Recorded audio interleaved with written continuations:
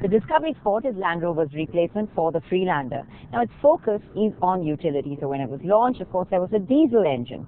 But with consumers now moving more and more towards petrol, they're reconsidering that. Most manufacturers have scrambled to get out their petrol variants, and so has Land Rover. The Discovery Sport now gets a petrol. It's the same engine we saw in the XC. We loved it in the lighter car. Let's see how it performs in this bigger, heavier SUV.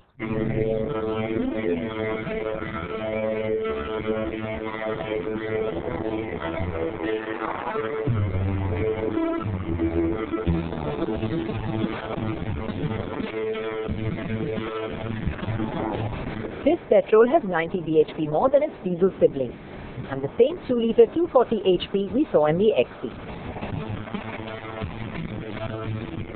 Now you do feel that difference of 90 bhp out on the road. This one's much nicer to drive. What's impressive about this engine is it doesn't feel like it's lugging around more weight. Still feels sprightly. In fact, it's a whole 2 seconds quicker than its diesel sibling. The beauty is that with a petrol, there's seamless acceleration. And with this engine feeling as responsive as it did, whether you were cutting through city traffic or munching miles on a highway, it was equally easy to be behind the wheel. And it's an easy acceleration from the word go, but you do feel that kick of power coming just short of the 2000 RPM mark. And then you ride this nice linear wave of torque all the way to the red line. If there is a fly in the ointment, it really is the gearbox that feels hesitant and jerky.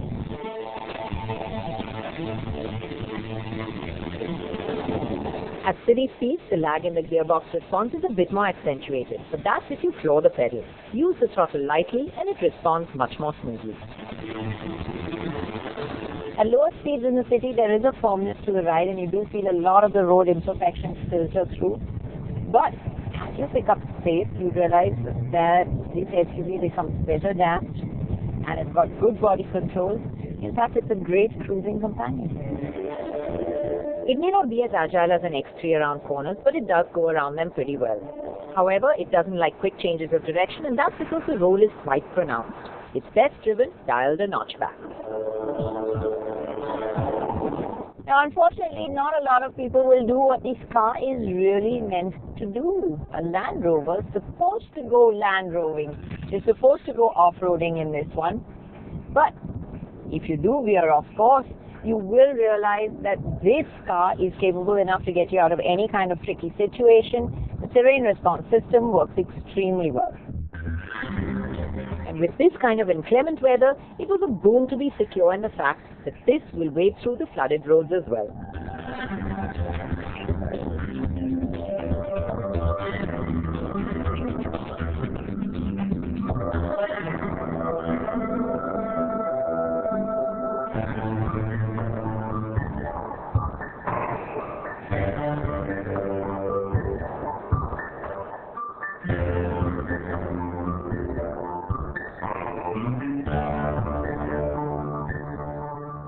It's a cushy interior to live with. There are angular cues that dominate the dash. There's a two-tone interior. The beige really makes it feel nice and airy.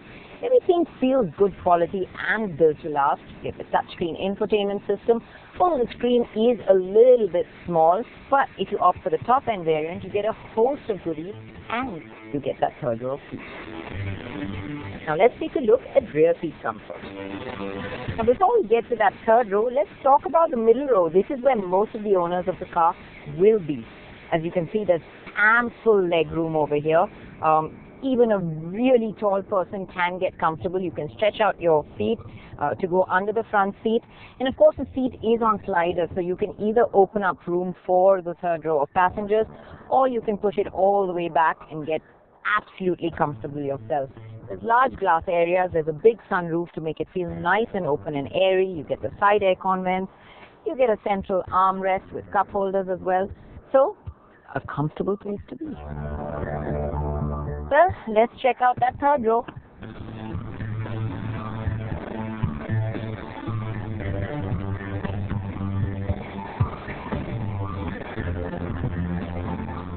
Now it's a bit tight getting in there, and I now realize why JLR have been very careful to call this a 5+2 and not a 7-seater, because as you can see, I mean, even with the space that the seat makes pulled up in front, I'm absolutely knees up. It's a very tight seating position, and it's best for little kids.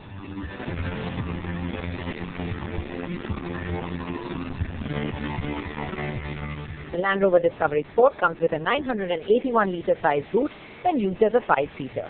But when you opt for the variant with the 7 seats, do remember that you will get only a space saver instead of a full spare wheel. The Discovery Sport is a smart, well-proportioned car which has that chunky shape that lends it the image that one wants from an SUV. Well, the Discovery Sport is a perfectly capable SUV. It rides well, it handles well. It does have that third row of seats, although you have to shell $1.5 lakh extra out for that variant. But when you do get the top-end variant, you do get a host of goodies along with it as well. It's spacious, it's comfortable, and yes, this petrol engine has only made it more fun to drive.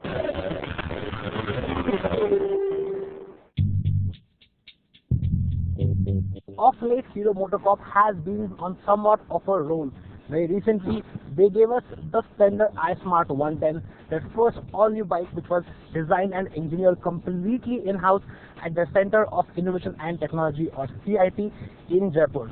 Of course, they are not resting just there. Now what we've got here is the new Acheiver 150. Now, strictly speaking, it's not an all-new motorcycle. However, the boffins at the CIT have taken the 150cc premium commuter formula and made it better. How much better? Well, let's find out. The Acheiver has been around for almost 10 years now, and though it has seen a few visual updates, it is the oft-neglected member in the Hero family. This new update cleans up the design to a large extent with a new fuel tank, new panels, and new lights all around. The minimal graphics also lend it an air of premiumness.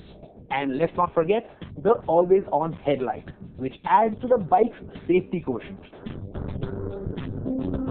Now, I do agree that there are some bits of the design that might look like they have been inspired by other motorcycles. Overall, it's not what you might call an exciting design, but it does nothing really wrong, which will make it perfectly palatable to its target audience. However, what Hero has focused on getting just right is the engine. Though this 150cc motor is fundamentally unchanged from its predecessor, Hero has worked on improving the engine mapping. What that translates to is a much smoother powertrain and an almost wipe-free experience, even near its red line of over 9,000 RPM. And it's tractable too, being able to pull from low speeds in high gears without stuttering. In fact, it's comfortable at slightly higher speeds as well. And Hero claims a 0 to 60 kph time of just 5 seconds. Not too shabby for a bike that, in Hero's own words, is targeted towards boy racers. The biggest change has been the inclusion of I3S, or the idle start-stop system. With the I3S switched on, when you pull to a stop and let the bike idle for 5 seconds, the system automatically kills the engine. To restart, all you need to do is pull in the clutch, and voila, you're ready to go. Thanks to the improved engine and I3S, Hero actually says that the Achiever, achieves a mileage figure of 50 kps. And since it's calculated using a more real-world based test cycle, it's actually quite respectable. Our first ride inside the Indira Gandhi Stadium hasn't given us a chance to explore the Achiever's handling. However, the bike does feel fairly nimble in tight spaces. This agility should be a real boon when riding the Achiever through its home turf, the urban jungle. What is the problem, however, are the skinny Fiat tires, which feel very skittish on the concrete side surfaces. even though the chassis hasn't really been changed in terms of its design and geometry, we were told that there have been some refinements made to improve ride quality. And it shows. The relaxed ride position, adequate seats and prior suspension made it a very comfortable ride indeed. Now there are some who might complain that yes, this bike does not have monoshock, yes, it's needed competition. However, these twin shocks ride fairly well on these sort of cobblestone surfaces, so no real problems there. When it comes to the brakes, the 240mm front disc works really well, providing clear feedback and adequate stopping power. The Acheiver's handling characteristics can be described as unexciting, but its predictable behavior is in line with expectations in this segment. So that lack of drama is actually a very good thing. Now the Acheiver 150 really hasn't been designed to woo those of us with performance on our minds. However, it's important to understand that it's not just a reskin of an existing motorcycle like we have seen in the past. Hero has really worked on it and focused it in the direction it needs to be in. So as a premium commuter motorcycle that is easy to ride, well made and proven, it certainly checks all the right boxes.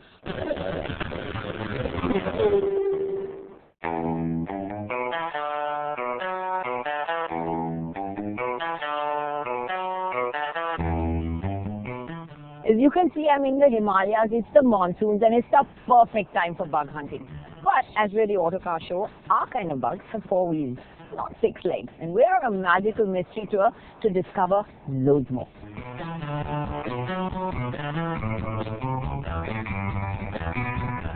Being in the hills is magical anyway. Great weather, lovely winding roads and very little traffic.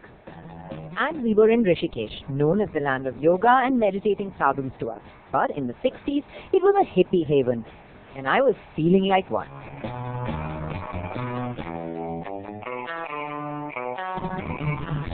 I never thought the Beetle would be my choice of car to drive in the hills, but I have to say I'm having quite a lot of fun with it. The engine is peppy, it goes around the corners nicely enough if you're driving at a leisurely pace.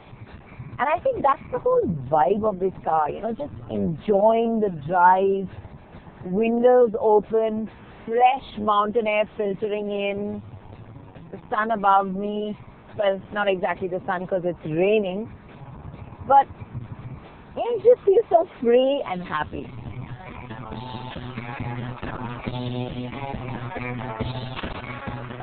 It's hard to describe in words the vibe of this iconic little car.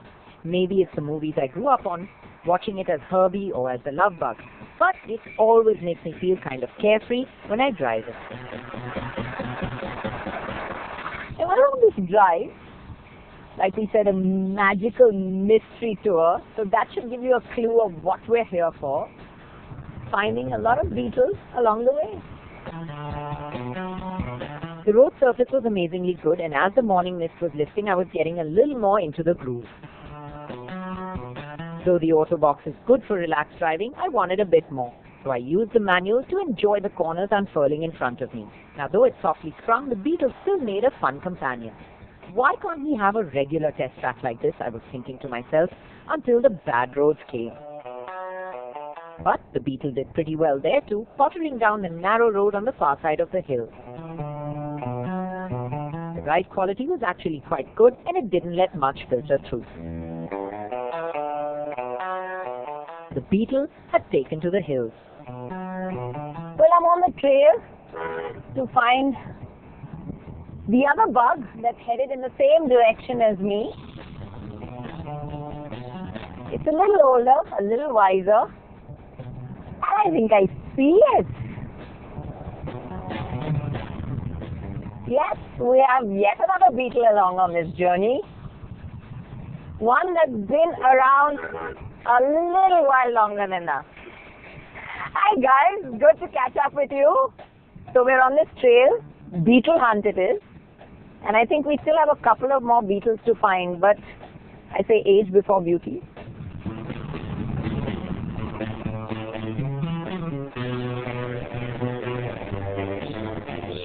So Thomas, how long has this car been in your family? This Beetle has been in my family since the 80s. And what year model is it? It's a 73 model, 1300 cc. My uncle was studying in the UK at that time. Right. He finished his studies and he bought this car, came back, married my aunt, my father's sister, and this was a wedding gift for her. So it's the love bug. What I really love about this car is the sort of history it had. You know, even today, 40 years later, it's still a fantastic driver. Love the build quality, and what a lovely engine. I love the chuck of the engine. The other thing about these old cars is just how well they take these bad roads. Now, we're on the far bank of Rishikesh, and we're trying to find the ashram, and it's just taking local roads inside. It's just gliding over one of them. And we're as comfortable as the new Beatles back then, so that's It's also the build quality. absolutely. It's, you know, the genuine build quality, that strength, that strong build, it comes through the ages. And the more I drive this car, the more I'm enjoying it, and the more I want to drive it a bit faster. Like I said, it's a love bug. How can you not love the love bug? Yeah, honestly, this black of the turbos, the nice mid-range engine, the dodgy brakes.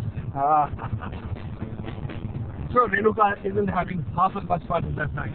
So she's got the AC on, listening to probably the Beatles. Tell me something about that. Don't be shy. How was the car for, you know, for a date? You know, take a girl out. Because women just love the Beatles. So tell me what it's like. What? That box, I cannot say on national television. There's a bunch of people watching the show right now, so my lips are sealed there.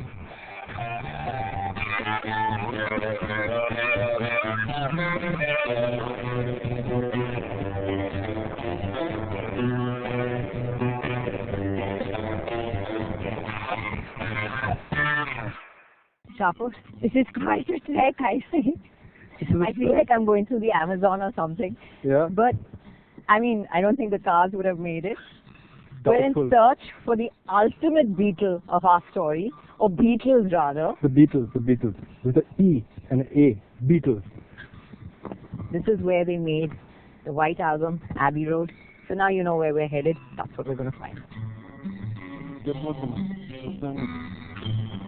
How that song comes from. Where I wanted to go, strawberry fields. Well, after quite a trek and a bit of a jungle run, we've actually arrived at our third Beetle. But it's not Beetle as in B-E-E. It's Beatles and as in B-E-A-T, the famous Fab Four. Love me do. I want to hold your hand. And this is the Maharishi Mahesh Yogi's ashram, where they spent a long time looking inward. I think so. You know, I mean, they came here in 1968, and after that they made, I think, two of their most popular albums. Yeah, they composed songs for the White Album and Abbey Road and all the rest. Although I can't understand why back in the USSR would have happened here. Still, Yeah. you know, you just get the feel over here. You get a lot of references to lines in their songs about monkeys and Bangladesh. And it's a modern historical site. It's like going and seeing some, historical caves. The only thing is, we have reference to it every day. When we were kids, we listened to the Beatles all the time. We heard the White Album. We don't realize that most of it was done in this property right here. Right here in the situation. So Yeah. And let's go take a look at the meditation hall where, it all began. So we've marked these areas as the caves, and as you can see, we walked in through a dark, dingy little passage. But it opens out into this beautiful open-air meditation hall. And there is a tribute to the Beatles over here. One of the songs that they wrote here, still on the wall. There, in the peace and the calm and the broken ruins of the Maharishi Yogi Ashram, which is now a part of the Rajaji National Tiger Reserve, it was hard to imagine this ashram flooded with the flower power generation and some pretty famous names too. All the songs that the Beatles wrote had been made into artwork along the walls, and as we walked through the buildings, the songs came alive in our minds.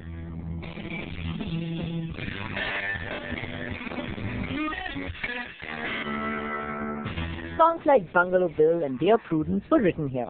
Dear Prudence was inspired by the American actress Mia Farrow's sister, who locked herself up in a meditation pod for 4 days and wouldn't come out. And so John Lennon wrote, Dear Prudence, won't you come out and play? So the pods were exactly where we had to go next.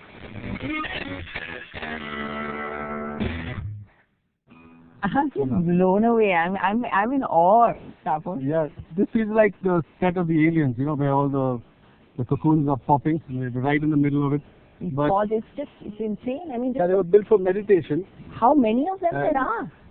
Yeah, look at the construction, the rocks inside the cement, and it looks quite weird and otherworldly. You know? I think there'll be quite a few snakes meditating inside here just now. Oh, for sure. So you carry on, I'll wait here.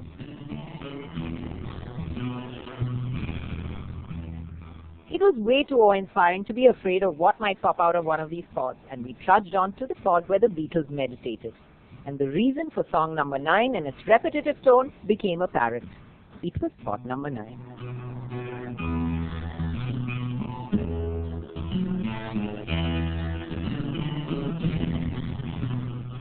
Standing there on those pods, we realized the inspiration for so many of the songs had connections to this place and its surroundings, and the thought led to the connection between the bugs outside and the Beatles here. Both didn't have great beginnings, but what icons they went on to be. Even though it was hard to choose which one was better, rear engine or front, air-cooled or water-cooled, every Beatle or Beatles had their own charm.